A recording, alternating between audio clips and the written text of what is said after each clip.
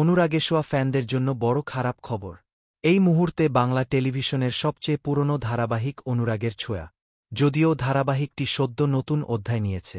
নতুন অধ্যায় নেওয়ার পরে গল্প এগিয়ে যাচ্ছে একেবারেই নতুনভাবে। নতুন অধ্যায় নেওয়া হলেও টিআরপি চার্টে তেমন ভালো ফল দেখাতে পারছে না।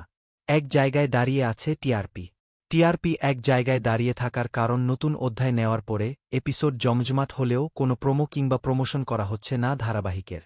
যখন নতুন অধ্যায় নিয়েছিল তখন শুধুমাত্র একটি প্রোমো দেওয়া হয়েছিল। এরপরে এপিসোডে এত ধামাকা হচ্ছে তবুও কোনো প্রোমো দেওয়া হচ্ছে না। তাছাড়াও সেরকম কোনো প্রমোশন ভিডিও দেখা যাচ্ছে না। পরমা অভ্রর বিয়ে, সুদীপার বাবার কিডন্যাপিং এত কিছু এপিসোডে দেখা গেলেও কোনো প্রোমো দেওয়া হয়নি।